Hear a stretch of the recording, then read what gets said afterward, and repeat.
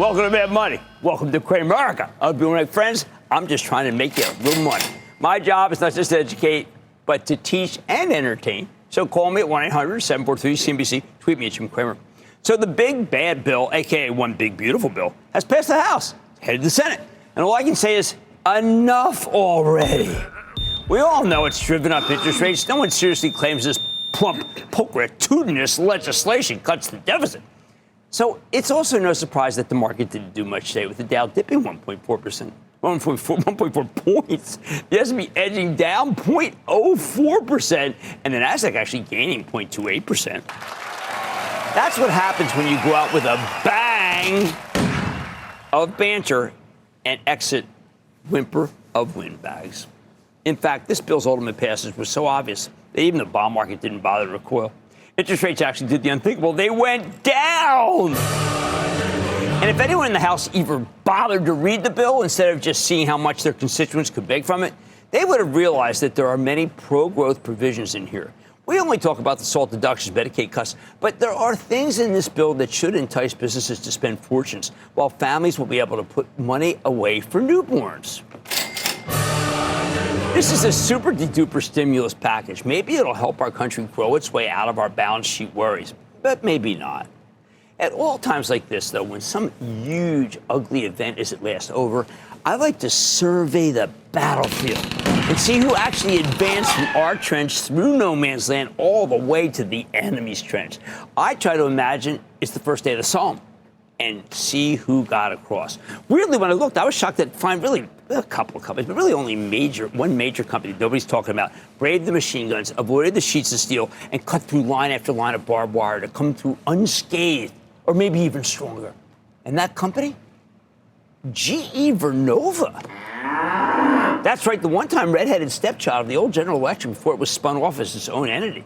Look, they could have called it GE Power, but I guess somehow in some alternate universe, Vernova sounded better. Hey, I've seen worse naming decisions, like the guy at Warner Brothers who thought that Max would be a better brand than HBO. Oh, by the way, and WBD's opponent, Netflix, is doing pretty well, too. But everybody knows that. I say, who cares? GE Vernova is the unknown soldier, okay? The one that got to the other side and I think is going to keep going. And that's what matters. So how the heck did it make it across no man's land, and why am I so confident that it's going to keep going? Okay, GE Vernova is at the heart of every major power trend there is, except solar, which is lucky because the solar stocks got eviscerated today by the big, ugly bill that just passed the House. Consider the trends that this one stock embraces. First, the nation's sagging, aging, ossified, pathetic electric grid, which was built for a country that had forgotten how to grow. Well, GE Vernova is trying to fix that. See, they make turbines. Now, I know it's spelled Turbine, but it's pronounced turbine. These turbines generate electricity from burning natural gas. For a long time, our demand for electricity was barely growing, so the utilities didn't feel much pressure to order new equipment. Actually, let's just put it this way. The turbine business, it was disastrous. I mean, they were getting killed.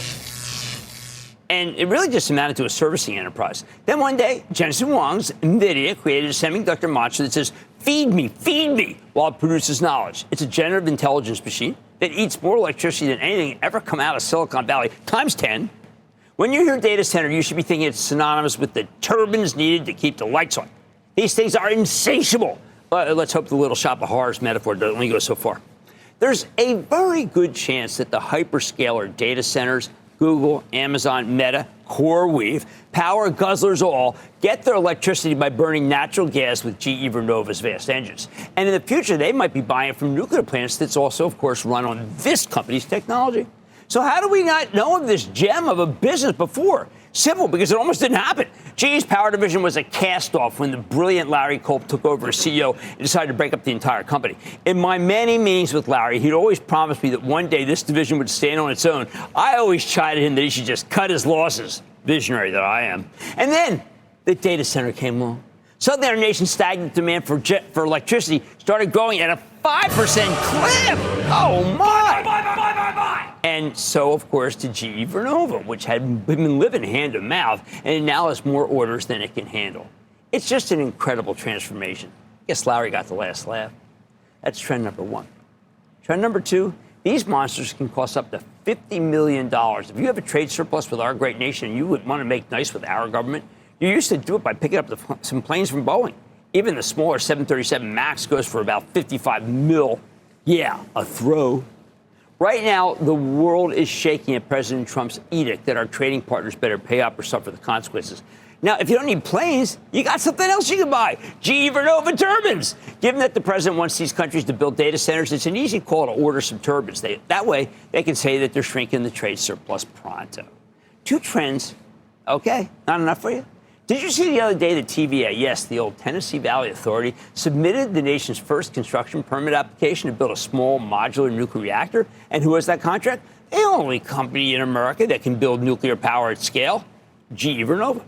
Anything nuclear has been red hot in recent years. The people who buy quantum computing stocks and flying car stocks and Palantir, also GameStop, have bought anything nuclear too, to the point where they're practically meme stocks. There's just one problem. The meme nuclear stocks are so overvalued that it's painful.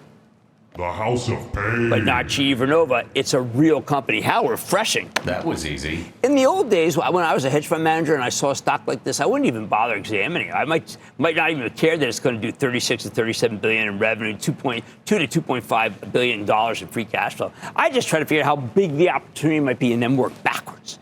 I think the nat gas for data center and nuclear opportunities are some of the biggest out there. And GE Vernova dominates both of them. So the tariff avoidance theme, they got that too. I was a skeptic about nuclear power because the CEO, Scott Strazik, told me I was too bullish about it when I interviewed him back when GE Vernova came public. Scott's not dissuading me anymore. The opportunity's now. And after I traced out the opportunity, I put a price tag on it. That's what I would do at the hedge fund. Then I'd look at the company's current market capitalization and puzzle over it. What was it really worth? How about that disparity? As I said yesterday when Jeff Marks and I ran the CNBC Investing Club monthly meeting, which I wish you would listen to, the possibility of what could go right at GE Vernova is so incredible that the stock's value just can't measure up to the opportunity. The bottom line, no wonder when I surveyed the battlefield, I could only find one soldier left standing that I like, one that fixes trade surpluses, restarts a new nuclear trend, and solves the conundrum of powering the data center and firing up the growing electric grid. GE Vernova is made for this moment. This is the one big stock that survived the making and passing, at least in the House, of that big, beautiful bill. And I bet it keeps winning. Mark in Iowa. Mark. Hey, Jim, that was a very informative meeting yesterday, and I was able to take advantage on the trade alert today in a small way. Oh, excellent. And we should have another one tomorrow, so stay tuned. How can I help? Okay, I'm calling about a company that has a big footprint in my hometown of Waterloo. They reported in early May had a flat top line from the same quarter of the previous year. They had margin expansion. Their EPS, adjusted EPS, was 92 cents, exceeding estimates. But their share price has fallen from the $62 to $64 range to the mid-50s now. It has a 4% dividend, but is it going to get involved with the new processed food fight? Where's Tyson going to go? That's a tough one. You know, I've always felt that Tyson should be much, much higher, but it doesn't have the earnings power for me to be able to say that. I think you got to. I think we got to put this one on hold. I don't see it presenting ourselves any great opportunities at this very moment. Now I want to go to Brian in Oregon. Brian. Hey, Jim, thanks so much for the education on the bond market the past few days. I learned a lot. Sure trying. Thank you. What's going on? I've been holding the stock all the way up and down through the pandemic. It's down 83% from the 52-week high with a 16% short interest. It had a recent pop in the past week. What do you think about Moderna? There's got to be some value in Moderna. There just has to be. But I've been against this stock for so long. I first discovered it at 18. Maybe that should be the price target. A stock like GE Vernova is the one that's standing out right now. It's got multiple factors going in its favor at a time when everyone else seems wary about the big, beautiful bill.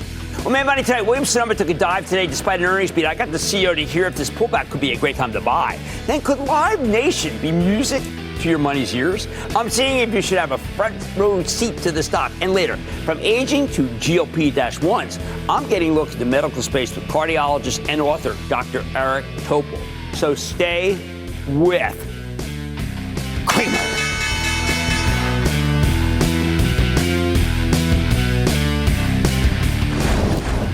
miss a second of Mad Money. Follow @Jim Cramer on X. Have a question? Tweet Cramer. #MadMentions. Send Jim an email to madmoney@cnbc.com or give us a call at 1-800-743-CNBC. Miss something? Head to madmoney.cnbc.com.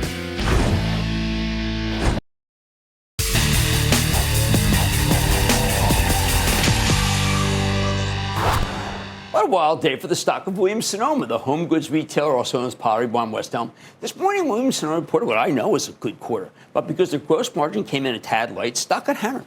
At one point, it was actually down 12%. Then Williams-Sonoma held its conference call. Management had a lot of positive things to say about the state of business. Stock bounced back, finished the day just 4.5% down. That's why I always tell you to wait for the conference call before you decide to do anything. So could this pullback be a buying opportunity? Let's check in with Laura Albert, the bankable president and CEO of Williams-Sonoma. Get a better in the quarter. Ms. Albert, welcome back to Mad Money.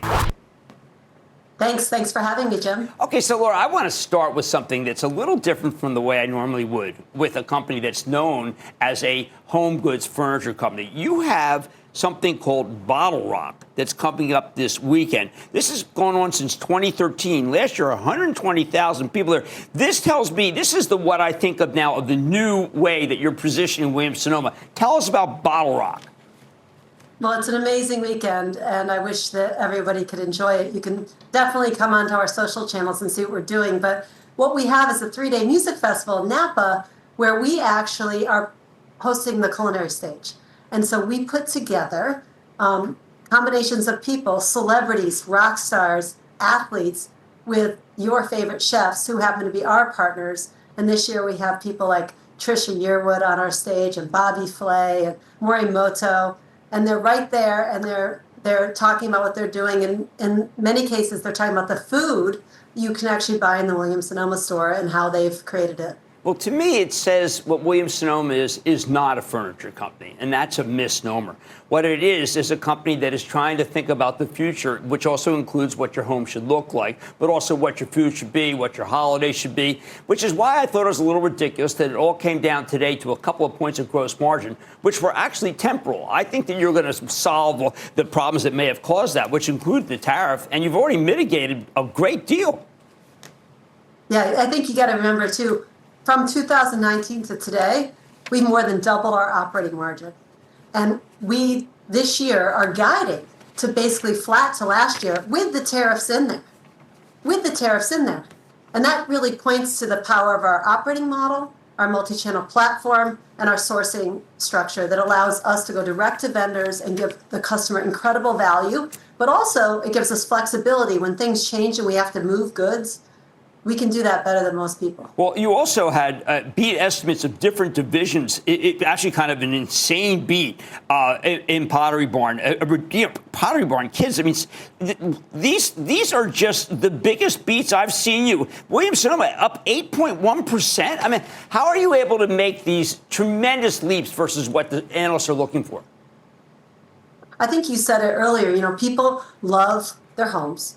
They love entertaining and they love cooking, and we bring all that to life.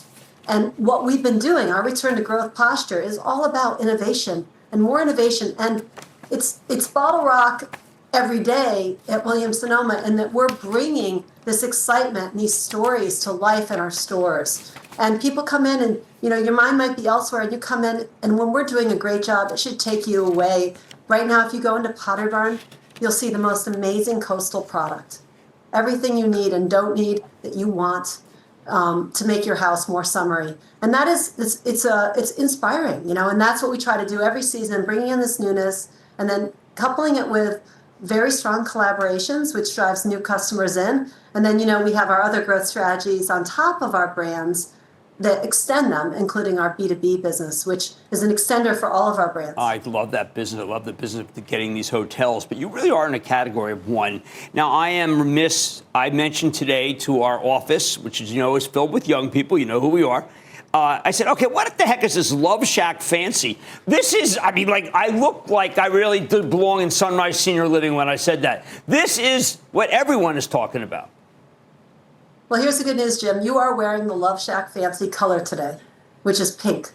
And Love Shack Fancy, just incredible designers, and their aesthetic is is very feminine. It is really on trend. It is young. It is fresh.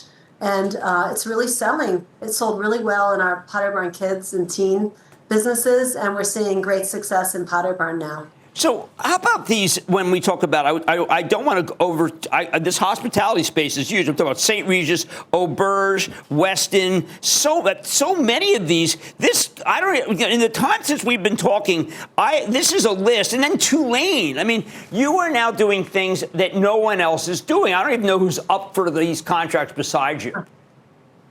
Well, we don't want to take anything for granted. I think why people keep coming to us is we can do from soup to nuts. We can do the whole thing and make it easier for them. We give them great service. We give them great prices. And they can also design with us. So we have been working with some of them to not just give them what we already offer, but design something that they specifically want that's unique for them. Well, it works. So I want to talk AI for a second. I remember I went to your West Elm store in Summit, and I found myself lifting a couple of chairs to see how they might look in my place, carrying chairs down to a major thoroughfare, Summit Avenue, looking like someone I just had absconded with chairs. I guess I could now look at my chairs in AI and not feel like such a jerk when I carry them. Yeah, I think the thing to just always remember for us, AI is to improve the customer experience, right? That's everything we've always done. And now AI is going to allow us to do that even better, not just in the design, which you just talked about, and all the opportunities with design, but also in the delivery and the returns and all the pieces of our business that were more cumbersome. AI is going to help us do a better job. Now, lastly, I do want to mention you did address the tariffs at length on the call. You've been able to resource. You're pretty much all over the map now. You still got a lot of China. What's it like in the front lines? You trying to get things at a place that have the lowest tariffs so you can create the best value for the consumer. Well, we've been busy. And we've also been reminded, it's important to have that flexible mindset, but also to have options in sourcing, and particularly with our big programs to have different alternatives. And, we've also been looking at, how do we manufacture more in the United States? So right now we have most of our upholstery being manufactured in the United States and assembled in the United States. And we have also Rejuvenation, which, is our fastest growing small brand, is assembled in Portland, Oregon. And that has been really fun to build, and it's been doing well, and it's been doing great lately. And it's part of our strategy also to, reduce some of the other numbers and increase the made in the USA and the assembled in the United States. Laura, will you let us go to one of your places in America so we can see what you're up to? We would love to show you that. I think we got to do it. Fantastic. Laura Albert, President and CEO of Williams-Sonoma. Thank you, Laura, for coming on. It's great to see you. Great to see you, too. Thank you, Jim. Mad Money's back after the break. Coming up, could this stock be a ticket to gains in an uncertain market? Cramer checks in on Live Nation amid a murky macro backdrop. Next.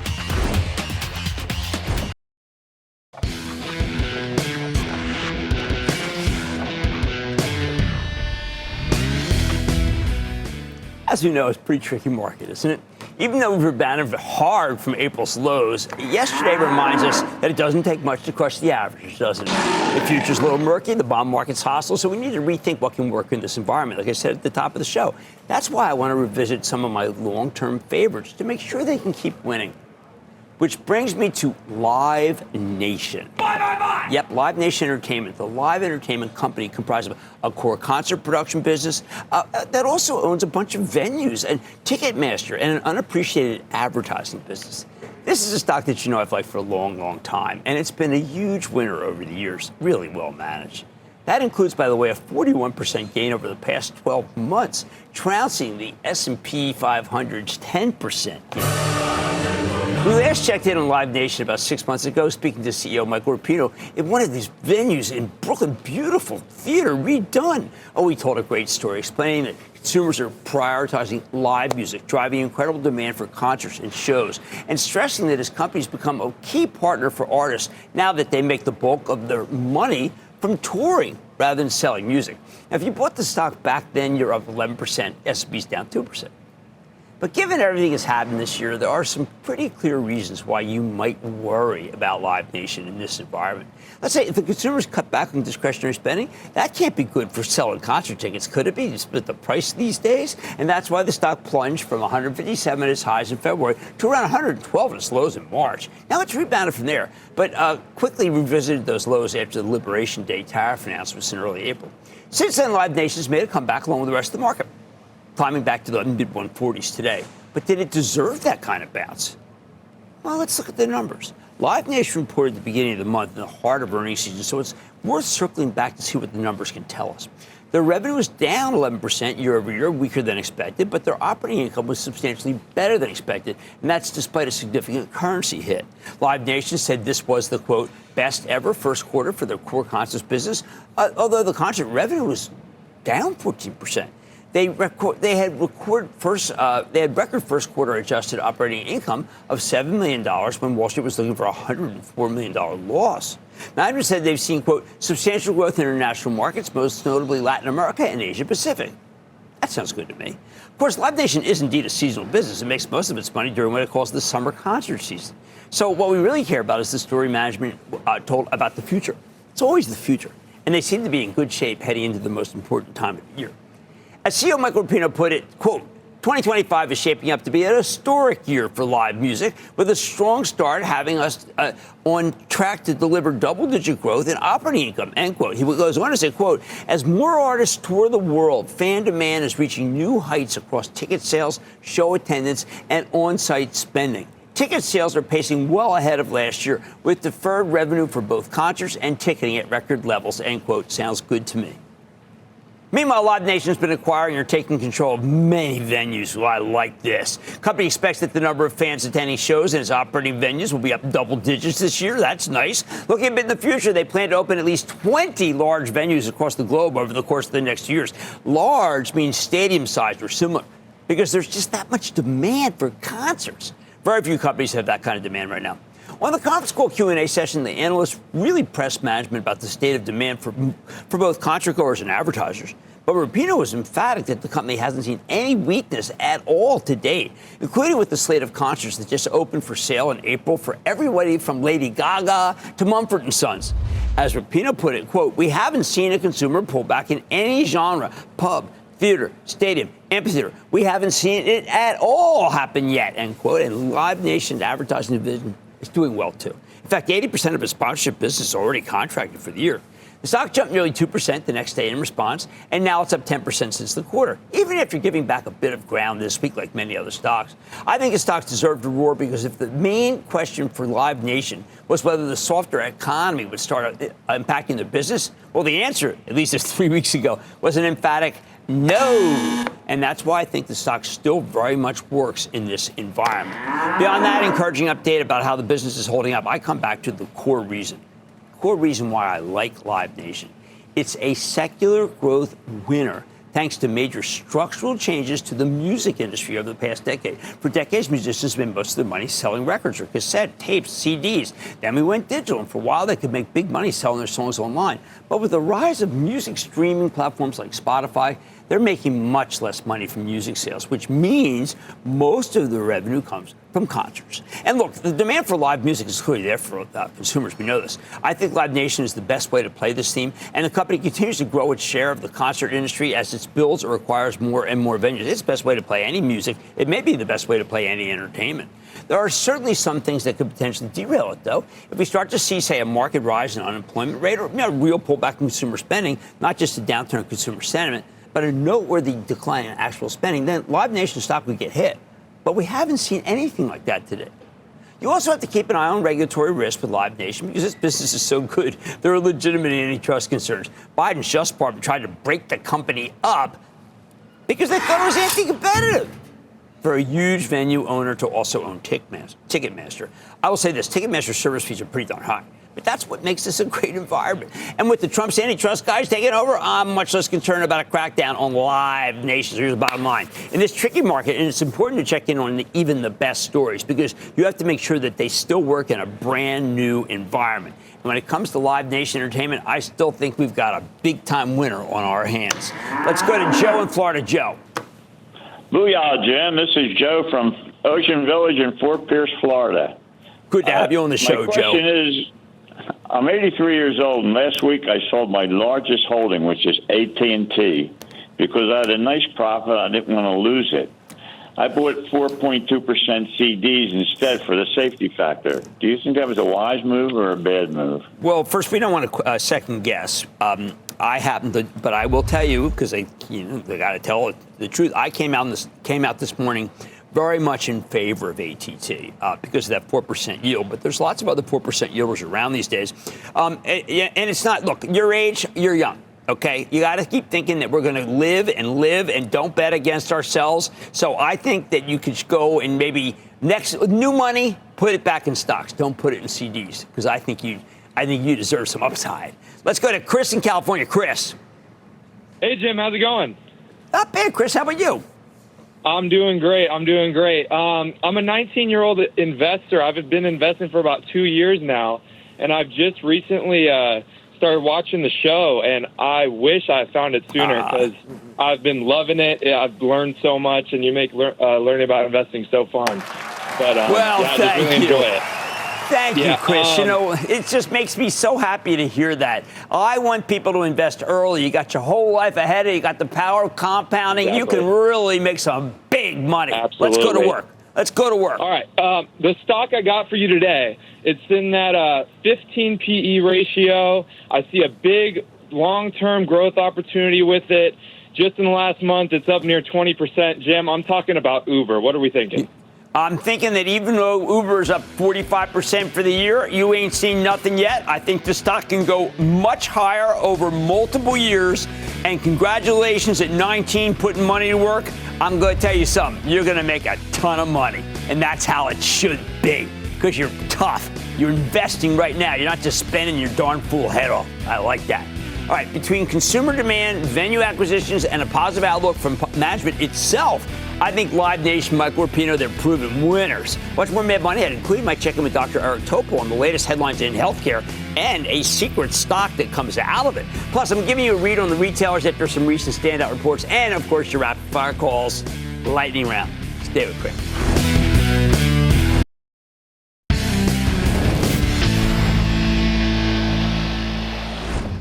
Earlier this month, my good friend Dr. Eric Topol, the renowned cardiologist who's the founder and director of the Scripps Research Translational Institute, released a new book, and it's called Super Agers, an evidence-based approach to longevity. I loved this book.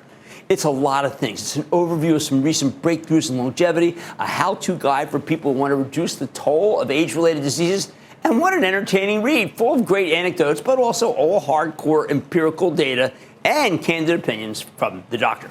I can't recommend it enough, which is why I am thrilled to have Dr. Eric Topol of the show talk more about what's in the book and what can give you hope. And I got to tell you, it could give you agita and something worse. Super Agers. Dr. Topol, welcome back to Mad Money.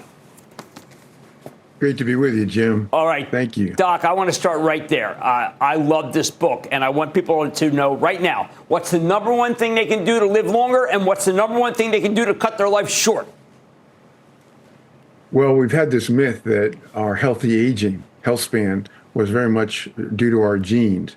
But we did a big study of 1,400 people who were average age 87 all the way up to 102.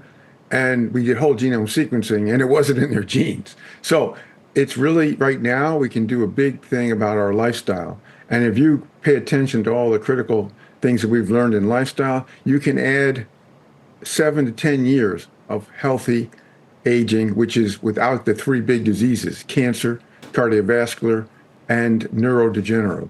So we got some real opportunities here. Now, you do say, this is my feeling, one of the takeaways, alcohol may be after tobacco. And you even had something that was actually good to say for one moment for tobacco. But alcohol is the thing that everyone should stop, and they should stop right now, shouldn't they? Well, it's certainly down to the moderate levels. It depends on the report you go by, that the 3 that came out this year. But one of the things that's important, Jim, is that each of us has a different response to alcohol, all right? And so this prescription for the entire species is a little strong, because some people would any alcohol would be a problem. Other people, moderate drinking, less than 7 drinks a week would be okay. So part of the problem we have here, the data are mixed, and we have this thing about one size fits all, which is one of the problems we've had for all these things, whether it's nutrition, the type of exercise. It's much more to be individualized. Now, Doc, one thing that I think does not is not one size fits all, but seems to have something good for everybody, particularly when it comes to compulsion, are the GLP-1 drugs. Yeah, this is the most striking drug class, I think, in medical history. And I'm not one that's especially pro-pharma, but the data are extraordinary, as you well know. But it isn't just because of the weight loss and, of course, the long track record to help for type 2 diabetes, but it's also because now we're seeing the effects not just in the kidney, the liver, the heart, but now the trials ongoing in Alzheimer's. And what's striking about these drugs is that even before there's any weight loss, there's signs of reduced inflammation throughout the body and in the brain. And so that's why there's a real good chance they're going to hit for Alzheimer's. And even if the current trials that are finishing up, we'll know early next year with Ozempic, there's even more potent drugs that are going to be tested. And not only that, what's amazing, Jim, is these gut hormones that talk to our brain and to our immune system. As you know, there's a lot more than just the ones that are out there right now, which is just really 2 of them. There's going to be a whole blossoming of several more and combinations of these. And so unquestionably, we're going to see these potent anti-inflammatory drugs that are going to make these 3 big diseases that we can prevent a great opportunity for the future. Now, something else I want everyone to know that they can start doing right now, maybe go to bed a little earlier. I found the book. It did worry me, Doc, because I used to not sleep on Tuesday nights. Not kidding. I just felt it was wrong. And I take, sleep 2 and 4 hours, but maybe I'm an anomaly, but I feel badly about what I've done to my body. You even mentioned that those who do all-nighters have imprints on brain that aren't good. So sleep is something that most people should try to get more of. Yeah, and there's a lot of aspects about that are really important. I'm so glad you mentioned it, Jim, because we want to get deep sleep. That's when these lymphatics in our brain, like the lymphatics in our body, clear all the waste, the toxin metabolates each night from our brain. And so if we don't get enough deep sleep, especially as we get older, when we start to have a decrement of that, that's a real problem. It's a setup for more likelihood of developing Alzheimer's and all these age-related diseases. The other big thing to emphasize that you touched on is regularity. We need to be kind of on a clock, a circadian rhythm. And so going to bed on a regular basis, ideally a bit earlier than you might think, is going to be also really important. And by the way, these correlate not just with brain health, avoidance of Alzheimer's, but also cardiovascular and prevention of cancer.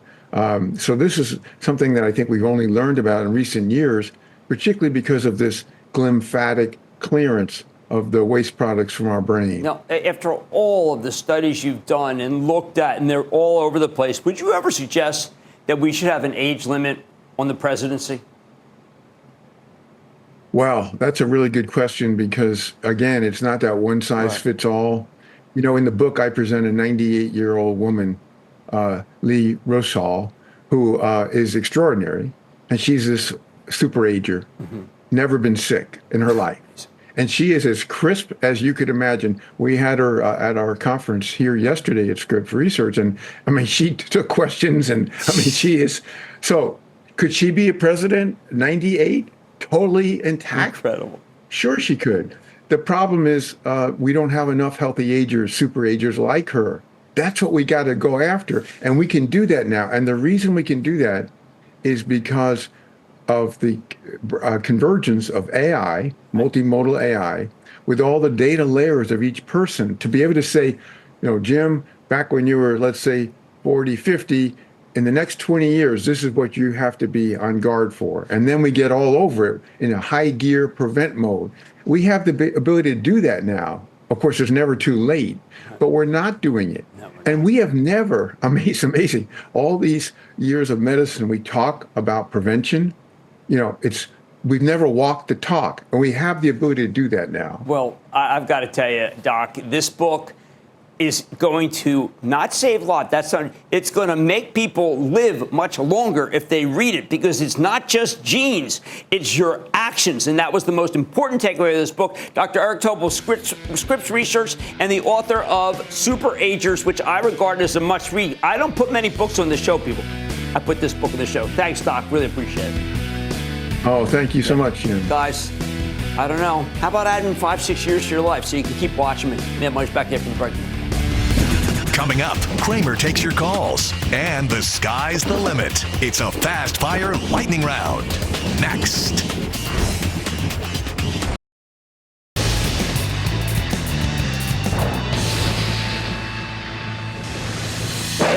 It is time. It's time for the lightning round. Because remember, that's the round for our calls. When you say the stock, tell about buy, sell, so just because you're on the quarter, stock questions at a time. I stand for the graphics of the light. It's made this sound. And then the lightning round is over. Are you ready, Ski Daddy? Time for the lightning round. Let's start with Charlie in Rhode Island. Charlie. Booyah, Mr. Kramer from Musqueam Beach, Rhode Island. First-time caller, long-time listener. Excellent. Considering the budget bill, lower oil prices and tariffs, what do you recommend on COP ConocoPhillips? It's actually, I think, the best of the lot these days. I just don't want to stick my head out and get it cut off at a time when I think that OPEC Plus is going to do another big slug of oil, making oil go through the 60 level. I need to go to Gary in Alabama. Gary.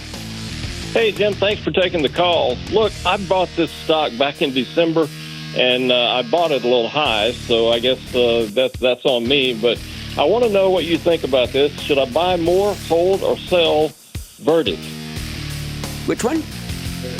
Oh, I like Vertiv. Now, it's bounced well off the bottom, but it's got Dave Cote as the chairman, and we have Mr. Albertazzi as the CEO. Here's what you need to know about this. This company has incredible demand, and therefore, it's just if I see that kind of demand and they have good gross margins, I want to own the stock. Let's go to Jason in Florida. Jason.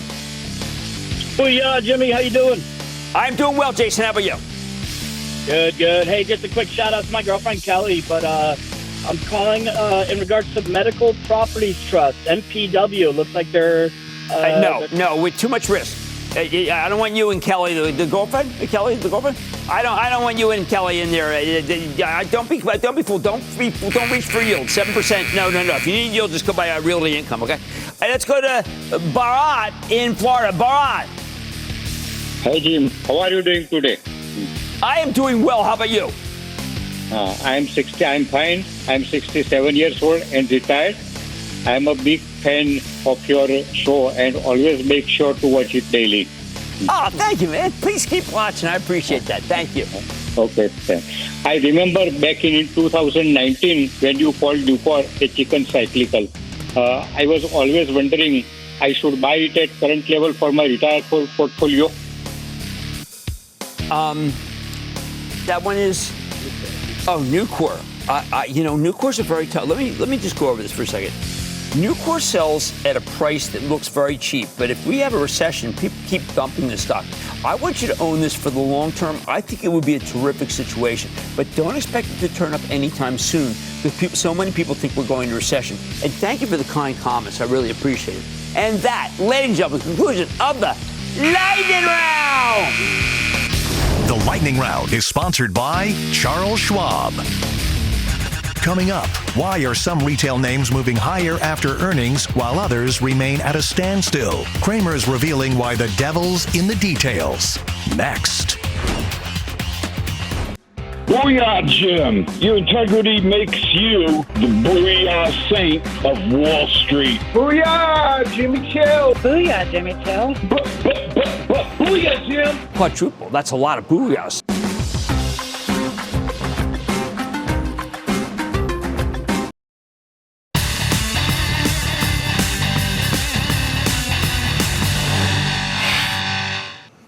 Know what makes a successful retailer, all you have to do is read the conference calls. Everything's on display, no secret sauces. I'm always telling you to read these transcripts. That's how you spot the best companies. Of all the industries I follow, retail is probably the easiest to get your head around because you're the customer. You can see what you like with your own eyes and then see if it's backed up by both the facts and the performance of the stock. I want to highlight to you 3 retailers that reported excellent quarters in just the last couple of days, and only one was recognized as fabulous. That's Urban Outfitters. One is holding on with its fingertips. That's RL, Ralph Lauren. And then a third, TJX, that's getting sold off, yet presents, I think, now the best buying opportunity. Let's first see what they have in common. Let's start with this. They each have their own value proposition. Urban Outfitters is made up of its eponymous flagship store, along with Anthropologie and Free People. They're all doing incredibly well. But when I listen to the call, I am struck by one particular division, Nuuly, that's Nuuly. This is Urban's apparel rental business for women, and it's going at a stunning 60% clip. Now, every single one of the divisions had positive same-store sales, but up 60%, even on a small base, that is stunning. For $98 a month, Nuuly lets you rent 6 items a month, and you can buy them at discounted prices if you like them, if you wear. Free shipping back if you want. At a time when clothes can eat up a huge chunk of your disposable income, I think this is the answer. That's value. Next, we may not associate Ralph Lauren with value, but that's completely wrong. Unlike pretty much every single retailer I follow, RL has iconic brands that never go out of fashion. They call it timeless. They're right. I still wear Lauren stuff I bought 20 years ago. That makes it valuable. And then there's the king of value, TJX. While the stock went down today and has been going down since the quarter reported, keep in mind that it regularly sells off after the quarter, as I said to you, even when the earnings are good. TJX is a simple story. The values here are extraordinary because they're selling merchandise that stressed retailers had to rapidly get rid of, either to bring in new inventory or to pay the bills. I like it much more, for instance, than Ross Stores, also in its cohort, which really disappointed this very evening, as opposed to the faux disappointment for TJX. TJ Maxx, Home Goods, Marshalls, they're great value for all income groups, and that's kind of what makes it such a great shopping experience. TJX told us that things are going terrific. Just right now, great guns. I'd say, what the heck is the stock down for? It is time to buy it. It's one of the most successful retailers of all time. Said the same to club members as, yes, we've had a position pretty much since we had the trust. Second thing that these things have in common, they're all deft sourcers. They know how to source at a time when you have to cope with tariffs. All 3 learned from COVID. They know how to get what they need from all different places. China does play almost no role with any of these. TJX in particular largely buys from goods from other retailers, meaning somebody else has already paid the tariff. Third, unlike so many big box retailers, these all have a lot of room to expand. Ralph Lauren's right now in expansion mode, talking about winning key cities, opening 83 new stores all over the world, including San Francisco, against the grain. Urban's multiple brands can be put up everywhere, and the company's constantly developing new concepts, like FP Movement. That's a sister chain to Free People that stresses activewear. Instant hit. TJX, the company has more than 5,000 locations, and management thinks there's room for another 2,000 on top of that. Now, some of their brands are dramatically underpenetrated, especially in Europe. Again, that's why I think TJX stock represents the best value right now. Look, there are a ton of terrific retailers, but these 3 really put up amazing numbers, and only one is being recognized. I say that's an opportunity because it's just a matter of time before Wall Street realizes that the kings of retail came out showed you their best stuff this quarter, and you want to get into all of them before everybody else figures out what I just told you. I like to say, as always, bull market summer. Promise just for you, right here on Mad Money. I'm Jim Cramer. See you tomorrow. All opinions expressed by Jim Cramer on this podcast are solely Cramer's opinions and do not reflect the opinions of CNBC, NBC Universal, or their parent company or affiliates, and may have been previously disseminated by Cramer on television, radio, internet, or another medium. You should not treat any opinion expressed by Jim Cramer as a specific inducement to make a particular investment or follow a particular strategy, but only as an expression of his opinion. Cramer's opinions are based upon information he considers reliable, but neither CNBC nor its affiliates and or subsidiaries warrant its completeness or accuracy, and it should not be relied upon as such. To view the full Mad Money disclaimer, please visit cnbc.com/Mad Money disclaimer.